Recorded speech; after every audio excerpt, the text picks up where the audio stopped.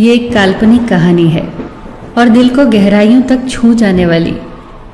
एक बार स्वर्ग में विचरण करते हुए कृष्ण और राधा एक दूसरे के सामने आ गए। विचलित से कृष्ण, प्रसन्नचित से राधा। कृष्ण सकपकाए, राधा मुस्कुराई। इससे पहले कि कृष्ण कुछ कह पाते, राधा बोल उठी, कैसे हो द्वारिकाधीश। जो राधा उन्हें कान्हा कान्हा कहकर बुलाती थी, उसके मुख से द्वारिकाधीश का संबोधन कृष्ण को भीतर तक घायल कर गया। फिर भी किसी तरह अपने आप को संभाल लिया उन्होंने और बोले राधा से, मैं तुम्हारे लिए आज भी वही कान्हा हूं। तुम तो मुझे द्वारिकाधीश मत कहो। आओ बैठते हैं। कुछ मैं अपनी कहता हूं, कुछ तुम अपनी सुनाओ। सच कहूं राधा, जब जब भी तुम्हारी याद आती थी, इन आंखों से आंसुओं की बूंदें निकल आती थी। राधा बोली, मेरे साथ ऐसा कुछ नहीं हुआ। न तुम्हारी याद आई, न आंखों से आंसू बहा, क्योंकि हम कभी तुम्हें भूले ही कहाँ थे। जो तुम याद आते, इन आंखों में तो सदा तुम ही थे। कहीं आंसुओं के साथ निकल न जाओ, इसलिए रोते भी नहीं थे।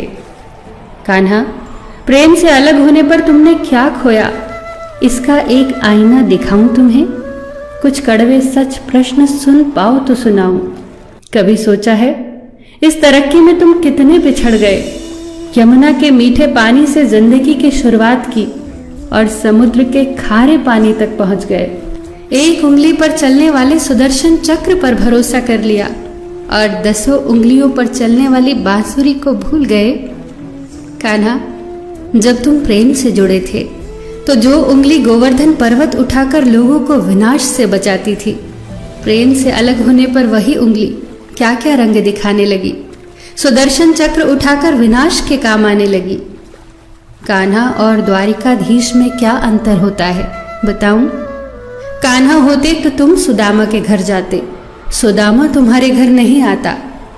युद्ध में और प्रेम में यही तो फर्क होता है। युद्ध में आप मिटाकर जीतते हैं और प्रेम में आप मिटकर जीतते हैं। कान्हा, प्रेम में डूबा हुआ इंसान दुखी तो रह सकता है, पर किसी को दुखी नहीं कर सकता। आप तो कई कलाओं के स्वामी हो, स्वप्न दूरदृष्टा हो, गीता जैसे ग्रंथ के दाता हो, पर आपने ये क्या निर्णय लिया? आपने अपनी पूरी सेना कौरवों को सौंप दी और अपने आप को पांडवों के साथ कर लिया। सेना तो आपकी प्रजा थी, राजा तो पालक होता है, उसका रक्षक होता है। आप जैसे महाज्ञानी उस रथ को चला रहे थे जिस पर बैठा अर्जुन आपकी प्रजा को ही मार रहा था। अपनी प्रजा को मरते देख आप में करुणा नहीं जगी, क्योंकि आप प्रेम से शून्य हो चुके थे। आज भी धरती पर जाकर देखो, आपकी द्वारिकाधीश वाली छवि को ढूंढते रह जाओगे।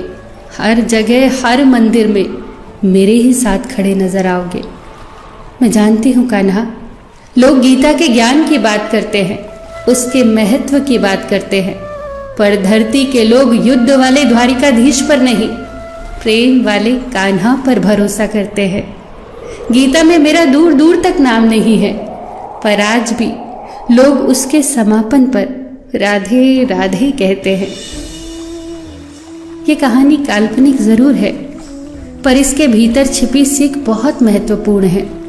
श्री कृष्ण के पास कभी किसी प्रश्न का उत्तर ना हो, ऐसा तो हो ही नहीं सकता, परंतु राधा द्वारा लगाए गए प्रश्न चिन्हों पर कान्हा मौन रहे।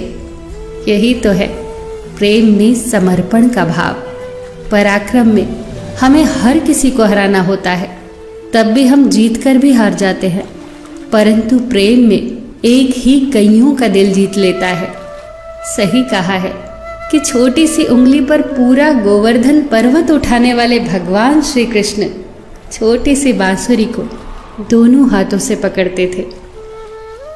फिर मिलेंगे दोस्तों अगली कहानी के साथ। तब तक के लिए अपना ख्याल रखना और हमेशा मुस्कुराते रहना।